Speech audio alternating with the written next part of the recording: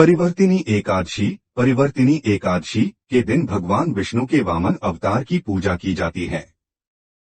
इसे भारत के कई क्षेत्रों में पार्श्व एकादशी के रूप में भी जाना जाता है।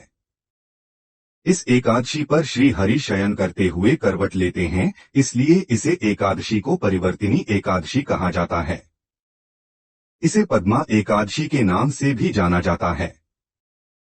इस व्रत में भगवान विष्णु के वामन अवतार की पूजा करने से वाजपेय यज्ञ के समान फल प्राप्त होता है और मनुष्य के समस्त पाप नष्ट होते हैं। यह देवी लक्ष्मी का आह्लादकारी व्रत है, इसलिए इस दिन लक्ष्मी पूजन करना श्रेष्ठ माना गया है। परिवर्तिनी एकादशी व्रत पूजा विधि। परिवर्तिनी एकादशी का व्रत और पूजन, जिसे पार्श्व एकादशी व्रत के नाम से भी जाना जाता है, ब्रह्मा विष्णु समेत तीनों लोकों की पूजा के समान है। इस व्रत की पूजा विधि इस प्रकार है। एकादशी का व्रत रखने वाले मनुष्य को व्रत से एक दिन पूर्व दशमी तिथि पर सूर्यास्त के बाद भोजन नहीं करना चाहिए और रात्रि में भगवान विष्णु का ध्यान करते हुए सोना चाहिए। व्रत वाले दिन प्रातः काल उठकर भगवान का ध्यान करें और स्नान के बाद व्रत का संकल्प लें। इसके बाद भगवान विष्णु की प्रतिमा के समक्ष घी का दीप जलाएं। भगवान विष्णु की पूजा में तुलसी, ऋतु फल और तिल का उपयोग करें। व्रत के दिन अन्न ग्रहण न करें। शाम को पूजा के बाद फल ग्रहण कर सकते हैं। व्रत के दिन दूसरों की बुराई करने और झूठ बोलने से बचें। इसके अतिरिक्त तांबा, चावल और दही का दान करें। एकादशी के अगले दिन द्वादशी को सूर्योदय के बाद पारण करें और जरूरतमंद व्यक्ति या ब्राह्मण को भोजन व दक्षिणा देकर व्रत खोलें। परिवर्तिनी एकादशी व्रत की कथा। परिवर्तिनी एकादशी व्रत की कथा। महाभारत काल के समय पांडुपुत्र अर्जुन के आग्रह पर भगवान श्री कृष्ण ने परिवर्तिनी एकादशी के महत्व का वर्णन सुनाया। भगवान श्री कृष्ण ने कहा कि हे अर्जुन, अब तुम समस्त पापों का नाश करने वाली परिवर्तिनी एकादशी की कथा का ध्यानपूर्वक श्रवण करो।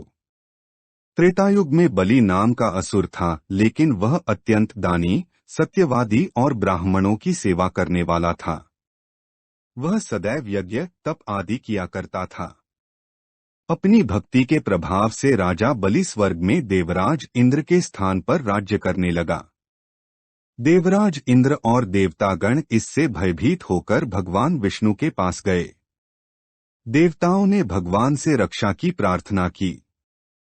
इसके बाद मैंने वामन रूप धारण किया और एक ब्राह्मण बालक के रूप में राजा बलि पर विजय प्राप्त की।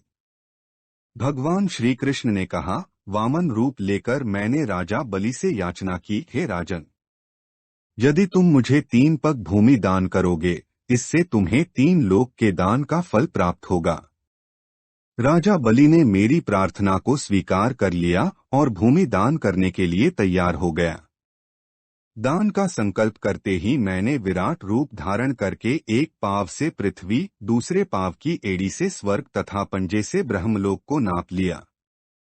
अब तीसरे पाँव के लिए राजा बलि के पास कुछ भी शेष नहीं था।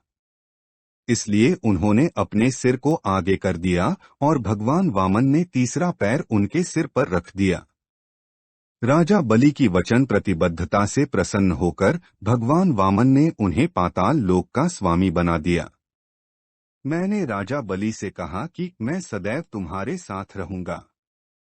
परिवर्तिनी एकादशी के दिन मेरी एक प्रतिमा राजा बलि के पास रहती है और एक क्षीर सागर में शेषनाग पर शयन करती रहती है। इस एकादशी को विष्णु भगवान सोते हुए करवट बदलते हैं।